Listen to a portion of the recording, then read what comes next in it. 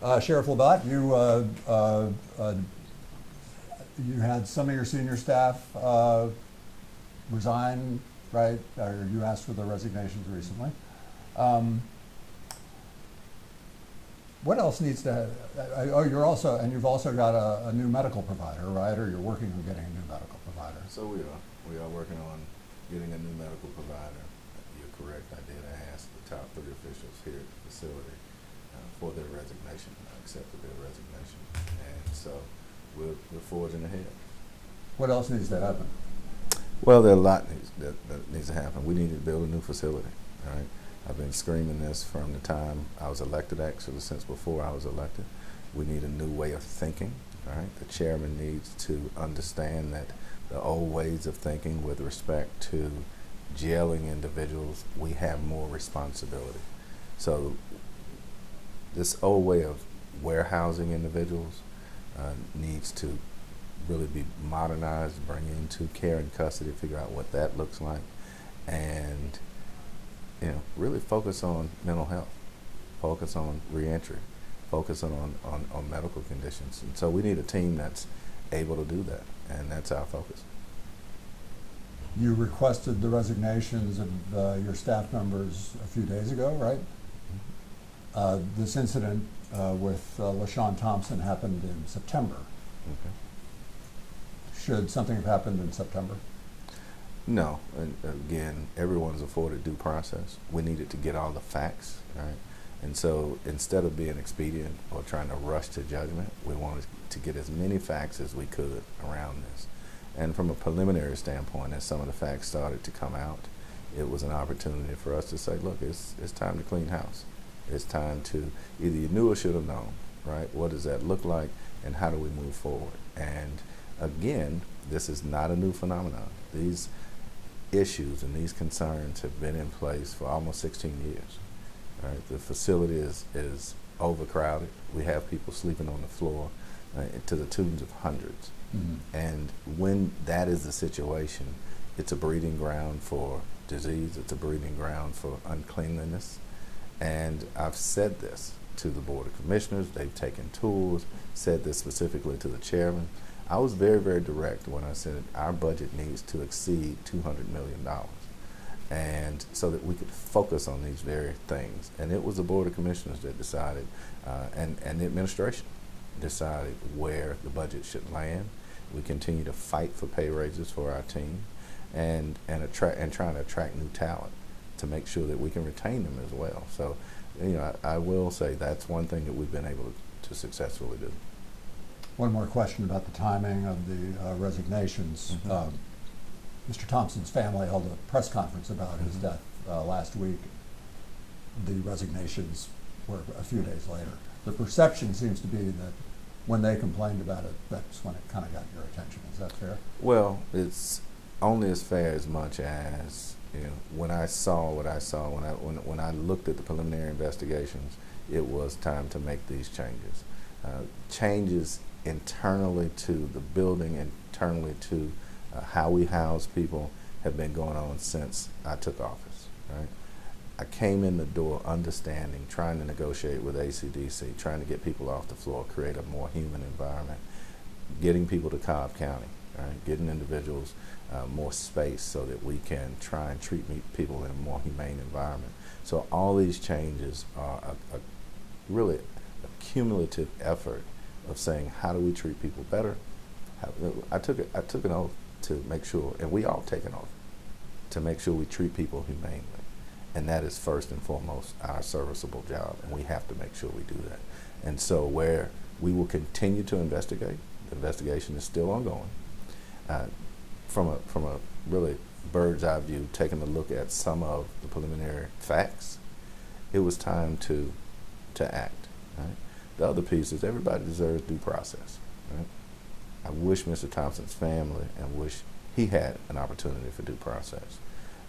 He had been to court several times, right? Or his case had been reset several times.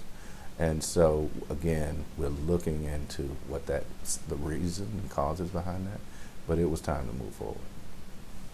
When did you question the senior staff about the Thompson case leading you to ask for their resignation? Well, it was more of the processes we put in place. And what I mean is we had two details that were not necessarily specific to his case, but specific to really lice and infestation, right? They're two different scenarios. You can have an individual with lice but not have an infestation. And so as this was brought about, we spend thousands of dollars a month with pest control and trying to get these things under control in this overcrowded environment. But in this case, once each detail failed, I made the decision to spend upwards of $500,000 to make sure we decontaminated, put the right systems in place. But again, that's a point that some of my officials should have made earlier. Mm-hmm. And so our job is to hold everybody accountable. So it doesn't matter if you're line staff or if you're literally running the facility day-to-day operations.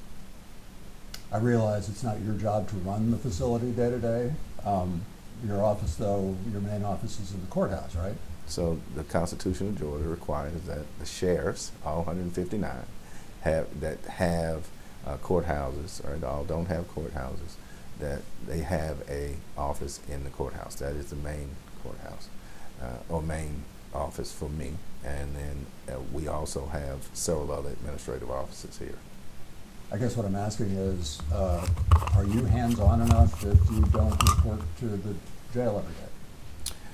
So I'm hands-on enough to make the decisions as a leader, as an elected official, to run the facility. Look, I've done this for 32 years, right? You were a jail administrator. Right down the street, we ran the #1 jail in the country, but we had the resources to run the #1 jail in the country.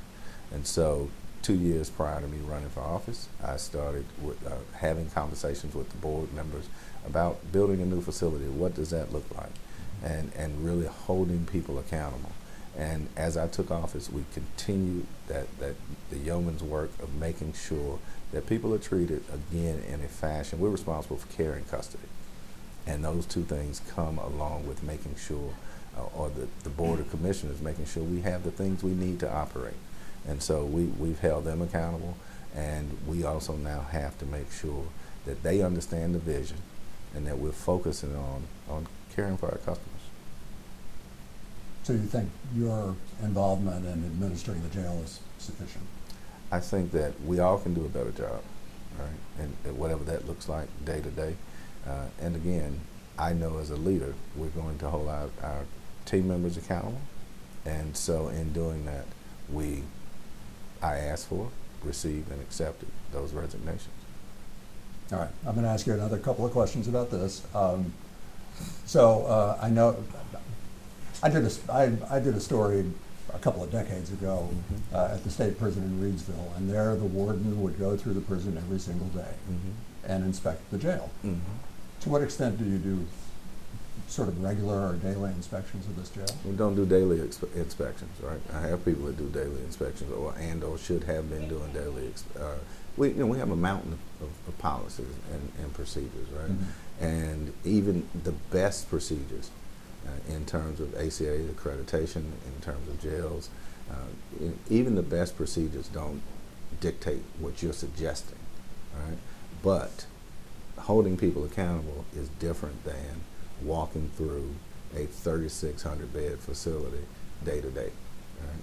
We have to make sure we have the right systems in place, right policies in place, and right people in place. And I will be doing a nationwide search for a chief jailer, and so we will make sure we get it right. You don't view it as your job to do regular or daily inspections of this Again, facility? we're going to do a nationwide search right, for a chief jailer, and make sure. Here's the other thing you got to keep in mind. Many of the leaders were here before I got here, and systematically through the civil service process, some sheriffs are limited in who they can bring in and how they bring them in. And so now we've made way, right, given that there's been an opportunity for us to do a better job, right? As to whether I'm going to walk through the jail day to day, I'm not going to do that, right? That's not my job. My job is to hold people accountable to get it done. I have 3 constitutional responsibilities, and make sure you understand this piece. Securing the courts. As you know, we've got 3 gang trials going on at the same time, not to mention the potential to have a former president be indicted. Protect and run the facility, the jail facility, and be the chief law enforcement executive in the entire county, right? So when it comes to serving hundreds of warrants, right, or executing warrants, temporary protection order, I'm not going to go serve a temporary protection order, right? But at the same time, I am going to hold those individuals accountable so that we can create a safer Fulton County. But a lot of it starts here. And so I walk through the jail more than most, right? I am here more often than not in a space that making sure that we can continue to support our staff, making sure we can continue to support the functionality of this decrepit facility, right? And so I've personally walked each one of our commissioners through this facility, right? Tour after tour after tour, so that they can understand the dire need of where we are. I do applaud them for really approving a $1.5 million jail feasibility study, but now it's time to act. And we have a responsibility to Fulton County and make sure we get it right.